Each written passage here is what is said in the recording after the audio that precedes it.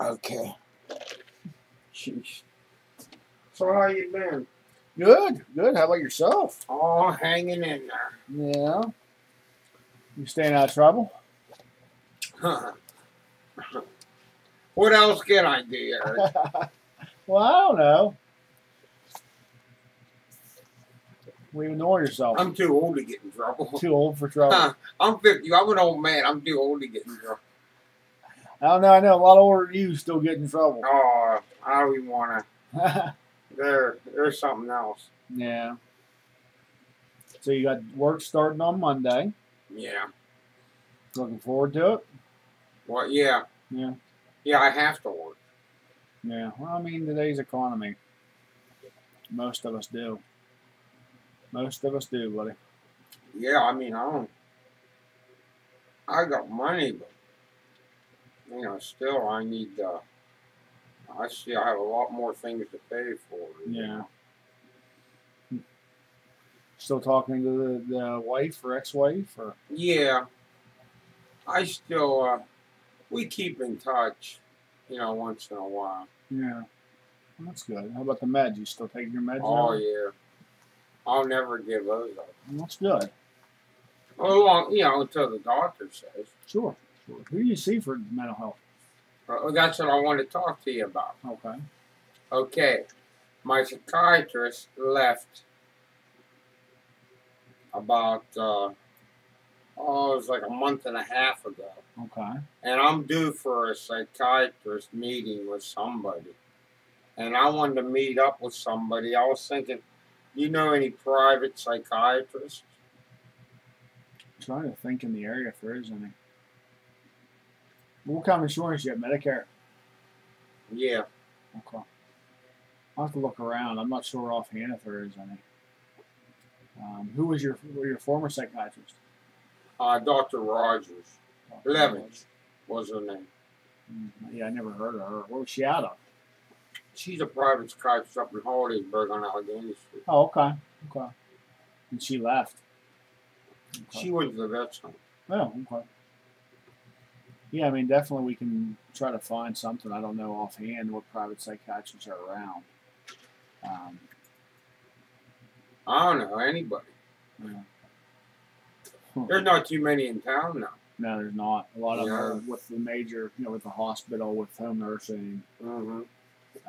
Knowlton. Well, home nursing has psychiatrists. Yeah, but the only bad thing with home nursing is to get a psychiatrist, you got to go to groups. Yeah. You've been through groups. Yeah, well, I learned about everything I could through groups, I learned a lot, man. That's what I mean. I mean, it'd be. I taught a lot, but also it was a give and take thing. Sure. Right. This is the way therapy's supposed to be, give and take. Right, that's the way it's supposed to be, right. Yeah, I mean, like you said, I mean, it's tough because they get goofy rules. They want you to go to groups if you want a psychiatrist. And well, what's the minimum amount you have to go to groups?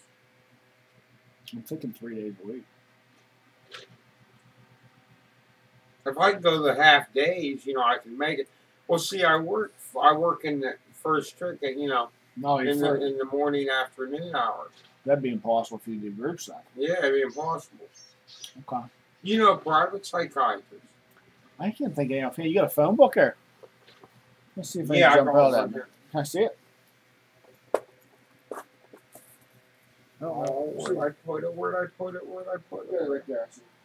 You see it? Yeah. Oh, there it is behind the thing. Hey, Eric. You think it's all right for me to go to a private psychiatrist? I don't see why not. You've been to a private one for years, right? Yeah, It's just a matter of seeing if there's any even around here still. I was talking to Dr. Tan yesterday. I met him on the highway. I was talking to him. Yeah, I goes, Doctor, how you been? Could I actually start seeing you? And he said to me, I just retired. Oh, really?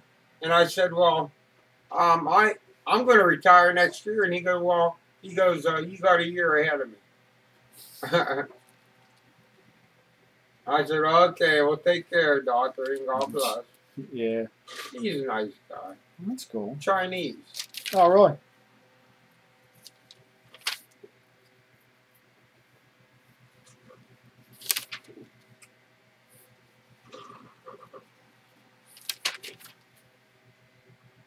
I just made a collage while I was waiting for you. I kind of thought you wouldn't show up, but I Why? was like, I'm going to wait around. I was only 5 minutes late.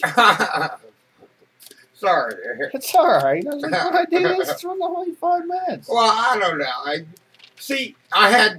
I had now at 11 o'clock. I had to go to the food bank, Yeah. and then at 1 o'clock I had to do something.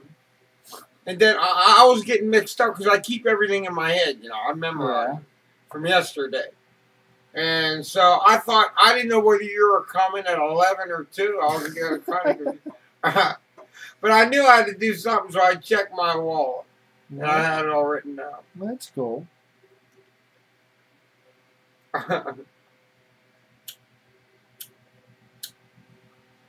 My dad's in bad shape.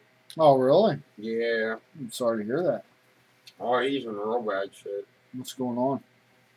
He's in a coma, and he's over at Select Hospital in Johnstown. Yeah.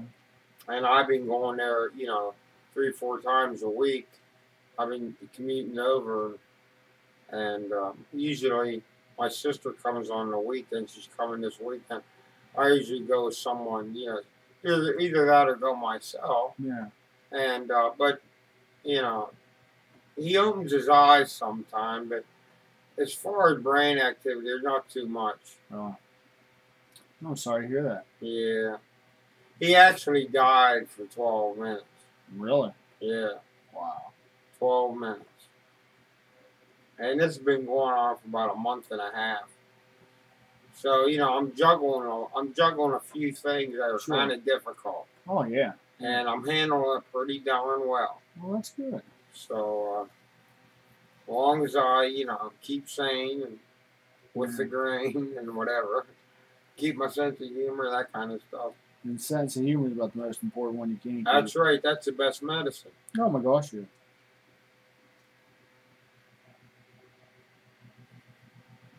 There's other medicines, too, that help, though.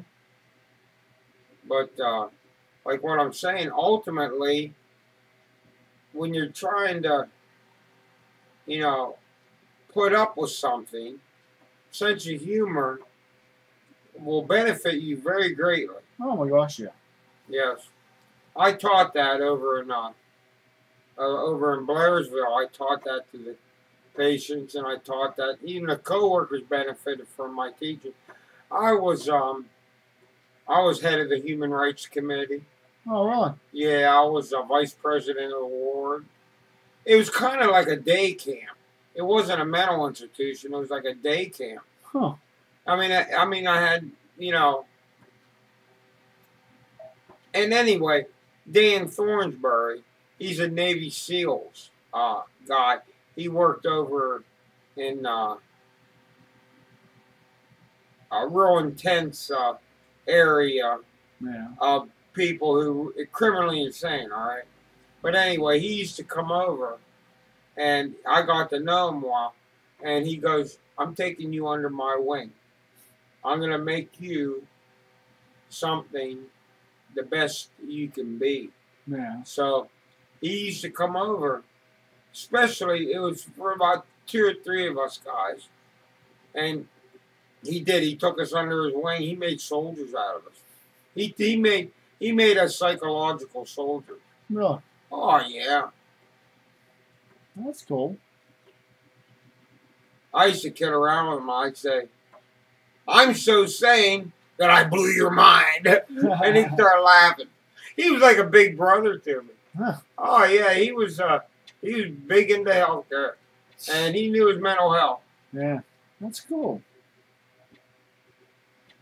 You know, right now, everything looks like it's a photo of the hospital or an agency. This place in Johnstown I've never heard of. I don't know if I want to commute to Johnstown. Yeah, I wouldn't either. Maybe like Greenwood or something. Nothing in Greenwood. They're close to Johnstown, you know. Yeah. Something like, you know, maybe within the vicinity of like 30 miles. Yeah, so there's nothing even listed for that. I mean, it looks like Knowlton's got Richland, Bedford, Altoona, Evansburg, and Somerset wrapped up. Yeah, Wow. ACRP has Johnstown, Somerset, Bedford, Altoona. Mm-hmm. The other couple names are from the hospital. I guess I'm going to have to go into Altoona Hospital. That's probably where I end up. Yeah. Going to see a psychiatrist there. What I would do is I would call the hospital Mm-hmm. and ask for their UR department. You are. And just what'll happen is you'll get put through, and they'll have you leave a message, and then they'll call you back and make an appointment with you. Okay, yeah, I'll just do that. It's no big deal. You want me to circle it or anything? Yeah, circle it. Give a pen on. Here, I got a pen. I got one somewhere. I want to know what I did with mine. There it is. I got it. Yeah, circle that, and write the info down where you wrote the circle. Write all that info. Call you on all that stuff. Did you ride your bike over? No, I'm being careful since I got caught in that storm last week. Oh, you riding it started song? Yeah. Oh God. Yeah, that was horrible. I know a guy named Shorty. He used to drive through stuff like that. He lives in North Carolina. Oh, really? I'll set this on top of your coffee. Yeah, I'm telling you, man. I was leaving Martinsburg, and it just opened up like crazy at Over's Market in Martinsburg. Oh. And it poured solid straight the whole way to Duncansville, man. It was nasty. I wasn't expecting rain that day, so I had a short sleeve shirt on, and it just pelted me. And What did it start to hail or anything? No, it didn't. It felt like razors. It did. It was that strong of a rain. I was to the point where I was riding with one hand and doing this kind of stuff with my goggles. Oh God! Just trying to see. So since then, I've been trying to take it a little on the easy side. Oh my! Yeah, I'm about rained out. You need a navigator, a weather navigator. A weather navigator. A combination weather and street navigator. Sit there and press a button and see what the weather's like. Well, it's raining in Martinsburg, but it's cleared out there now. Greenwood, you're going to run into some clouds. Greenwood's a little rough right now. Take I-99 around to avoid it all. You been playing a lot? Yeah, I've been doing a YouTube thing. Yeah. That's cool. I have like almost 300 videos on there. Do you really now? Almost 300. Wow. Did you check it out? Yeah. Oh, have you? I put, since the last time you checked it out, I probably put like 30 videos on. Really? Oh, yeah. Mike Nagel's checking it out now. Is he? Nagel's a good guy. Yeah, he is a good guy, isn't he? Yeah, I've always liked Mike. Mm-hmm. He's very outspoken. He's very opinionated. Yeah, but he does it in a subtle way. Yeah, he's not ignorant about it. Right, he's not ignorant. Tells you what's on his mind. Right. Sometimes I can get him pretty deep in the gym. All right. Oh, yeah, we mingle in the gym. Huh, that's cool. Yeah. Sometimes we have... we call us guys Mike in the morning. Because we work out like 3:30, 4 o'clock in the morning. Yeah, you guys meet early. And that's like 2, 3, 4 times a week. Yeah.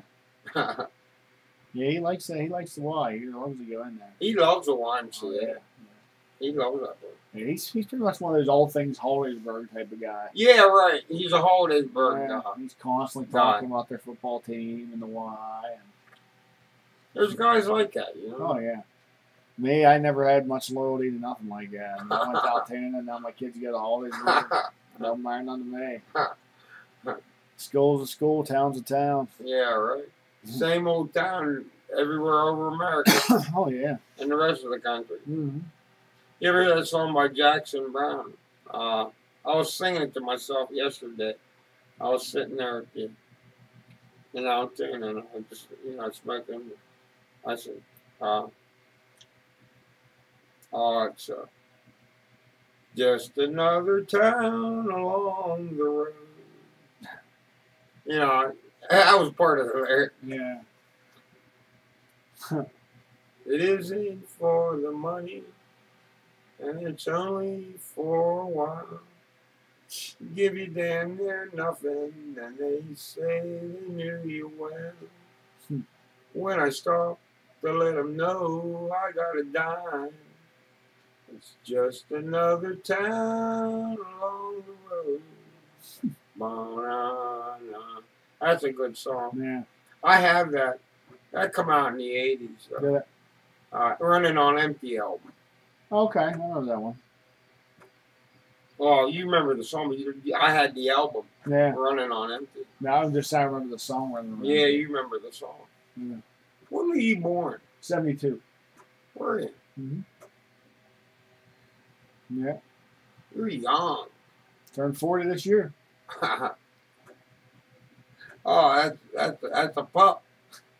You're still a pup. Yeah, it was comical. You know, my mom called me on my birthday, and she's more depressed about me turning 40 than I was.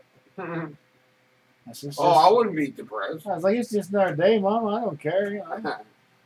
She said, "Oh, my baby, you're my baby. You're turning 40. How old Are you am the I?" youngest in there? Are you? Oh, God. She's like, "How old am Moms I?" just love the babies. Yeah.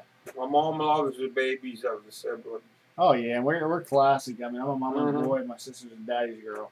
Yeah. Classic cliches, man. See, me, the two oldest in my family, Dave and me, Yeah. we're daddy's guys. Yeah. And Ann was definitely a mama's girl. Really? Oh, she's so much of a mama's girl. But she's a daddy's girl too sometimes. Yeah. But now the dad was the last to go, you know. See, my dad's one of those. He was real tough growing up, so yeah, my dad I turned into mama's boy because it just dad and I always we clashed for years. I'll never forget the day I moved out. You know, I was having some problems. I told my mom, I said, I'm moving home, and she said, "You're never allowed moving home." I said, "Why?" She said, "Your father is 100% different since you moved out." Well, better or worse? Better. Oh, really? Yeah, because we just clashed. We were the same person. We just clashed. Two boys. See, I clashed with my mom instead of my dad. Oh, really? Yeah, because I was the oldest. Mom meant well toward me, but I clashed with her once in a while. Yeah. That's the way Dad was always just like toughen you up, you know. Yeah. Make you See, my mom would toughen me up. My dad wouldn't. See, my dad would soften me. See, that's where we're opposites. Cause yeah, like I know. My dad was constantly like, "You learn how to do this. You need to do that." And my mom was always like, "It's all right. I'll take care of it." Well, in most cases, that's the way it is in your your family was set up. Yeah. You know, that's common. Yeah. See, mine was like common, but it was backward. It seemed. Well, I think from being on the parent side of the fence, you know. Yeah. You look at your sons different than you look at your daughters as a father. You just do. It's. Yeah, I remember my daughter was born, man. I held her in my arms. I thought, you know what? Ain't nothing ever going to happen to you. I'm going to keep you safe. Yeah, right. When my son was born, I held him the same way, and I thought, I'm going to make sure you can take care of yourself. You can take care of your family. It's just a different mindset. You know, you don't try to be that way, but it's just that's the way it works out. Yeah, it does. That's very commonly good for you. You know, I like to hear that what you just said, because you know. See, I never had kids, so. I got two of my own and a stepdaughter. Yeah. Stepdaughter's old, though. She's 21. She'll be 22 in October. Oh, wow. Yeah. Did you adopt her? Nah, her dad was still in the picture, so I couldn't adopt. But I call her my own. I'm more of a father than he ever was. He's a deadbeat. Yeah. I always a lot of those. And it was kind of funny, too. You know, a couple of years back, she came to me and admitted that. Oh, really? Yeah. She's like, you know, when I talk about my father, I talk about you, not him. I was like, yeah. Well, you know, I've been involved with a lot of families. I mean, dozens. Yeah. Like, you know, I'm talking like almost 20 different families I've been, you know, seriously involved with, and you know, in all kind of ways. You know, I've been involved all kind of ways, and I got to be like an adopted son to these families. Oh, yeah. I mean, it's very similar. And I grew up that way. I started that way very young, to be so involved with other families and stuff. And that's what I mean.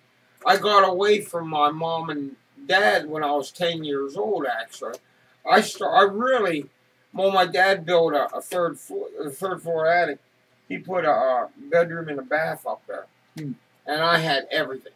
Oh, really? I lived up there since 10 years old. Oh, wow. And I did everything myself. The only thing that I was had to go downstairs for was to go outside or to do my laundry. Wow. Once in a while, I'd go down there. I'd go down like almost every day and eat too, supper. Yeah. But lunch and breakfast, I was always out with my friends. And usually I tried to make it home for supper. Sure. Because I wanted to spend with mom and dad and Dave and Ann. That's an important time. Yeah. It's actually gotten lost over this past generation. Oh, everybody's going out to eat. Yeah, well, not like just that, but there's just no sit down anymore. Yeah. You'd be surprised how many families so I get to, and they're like, there's a bacon sheet full of chicken nuggets and French fries on the stove, and everyone just helps themselves. And yeah, I know. My parents, it was like a event. Yeah. Supper at our house, phones came off the hook. Also with me. Oh yeah, phones came off the hook, and you had, no matter how quick you finished your meal, it was an hour.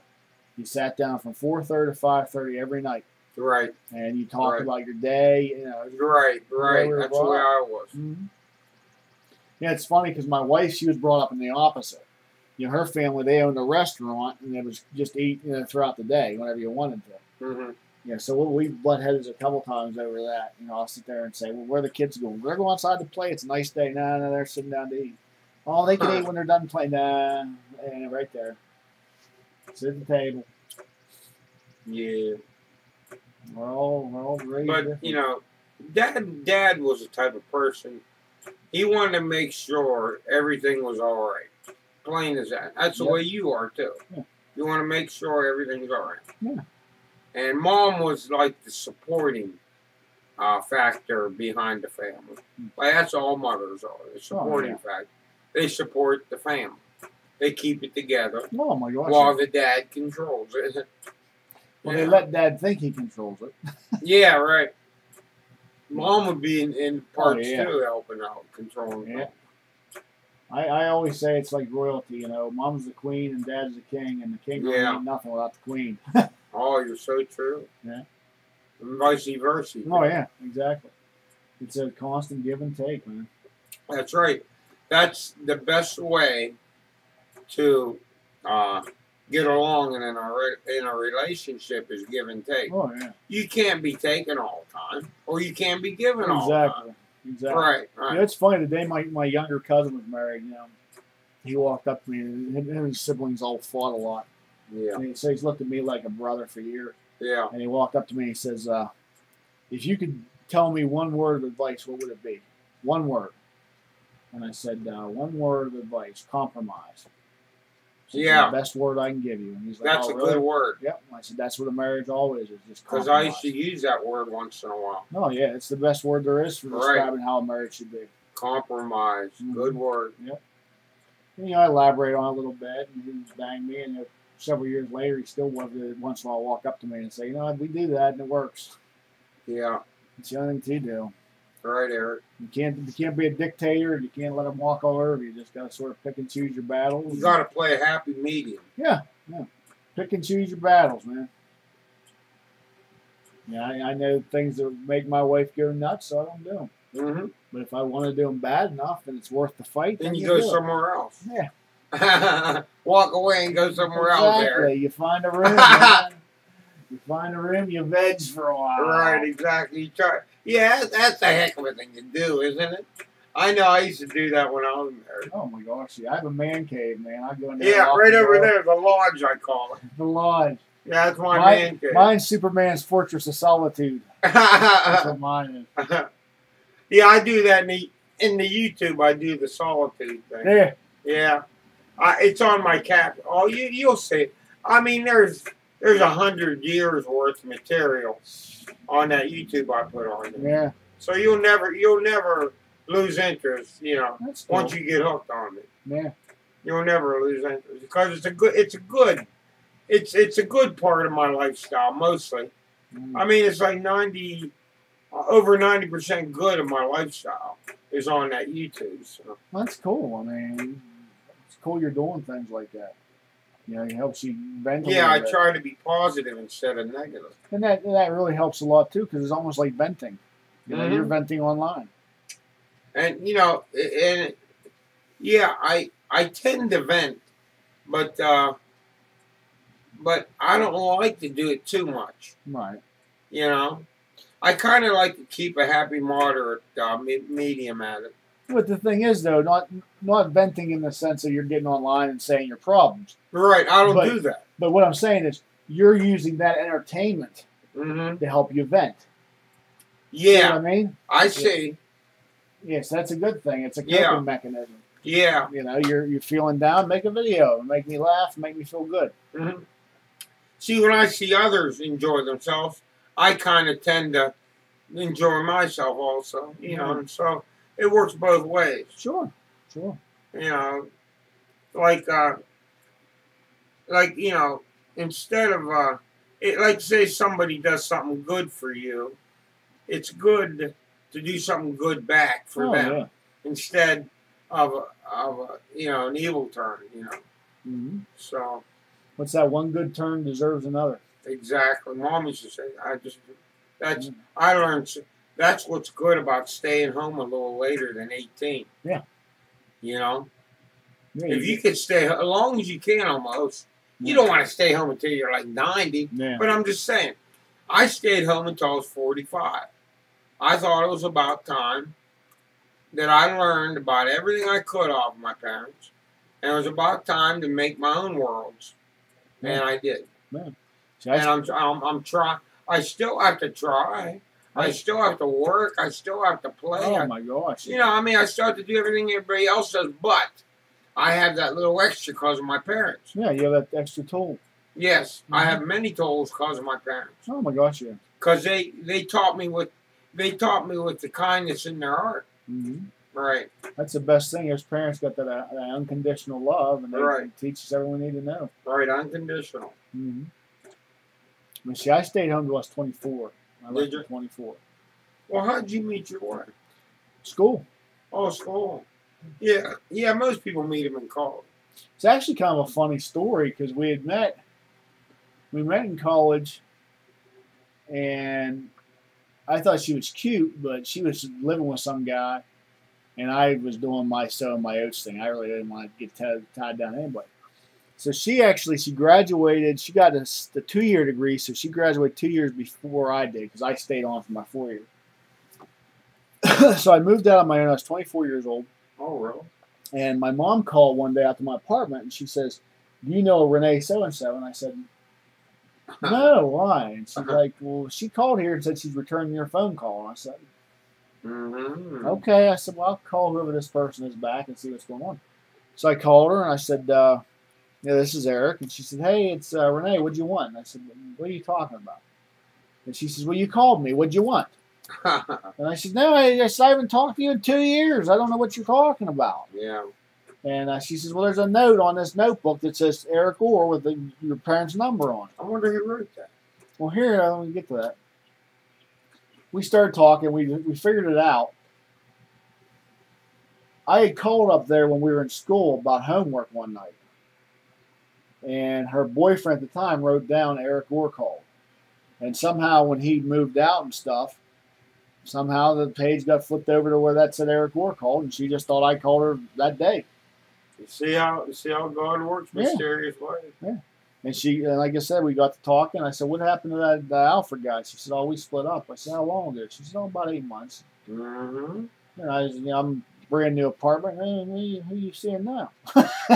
And she's like, "No, nobody." I was like, "Well, what do you say we get together?" And she started to laugh. She said, "Me and you get together." I said, "Yeah, why not?" And she says, "Oh, I know you." She goes, "I don't know about me and you dating." I said, "Oh, come on, give it a shot. What's the worst that can happen?" Yeah, that's cool. We started dating, and we only dated for like 5 months and got married. That was it. See, I courted my wife for 2 years. Did you really? We started dating January 24th. We were married August 17th, same year. Wow. Yeah, so 7 months. Almost 8. Yep. Yeah, like I said, we've been together. We're going on 15 years in August. 15 years? You're only 24. 15 God years. bless you. 15 years, 2 kids, a step granddaughter. I'm doing all right. You know? Well, I'm going to let you go, Eric. Oh, okay, buddy. I just wanted to say thank you so much. Well, thank you for having me. Okay. You're a good guy, Scoops. Thank you. You're a good guy also. Keep I up the try. good work. I'm trying. Okay. You need anything at all, you call me, okay? Yes, sir. And I need your autograph here. And also here, real quick, let me show you. I have a scoring sheet. What this does, it puts you in a level of care. Your RC, because I only see you once a month. So I just need you to sign above my name. Okay? Okay, Eric. So sign there, and then the other sheet as usual. And I have you down for the 20th to get back on our monthly trips. Okay. Up here, too? Yep. Now, when you call the hospital, okay? Yes, sir. If you don't hear anything from them, give it like a day or two, Mm-hmm. call me, and I'll Okay. get on them, okay? All right, Eric. I'm actually probably going to call you like Friday to see how you made out. Great. Okay? Great, Eric. See you, Scoobs. Take care, buddy. You too, pal. Have a safe trip, Yeah, too. you too. And you know, like I said, you read my prayers about your pops, okay? Oh, thank you. You're welcome. Take Thank care, you. bud. Hey, watch you, Scooby Ruby 1. Scooby Ruby 1. Yeah. You got it. Later, buddy. Okay, buddy.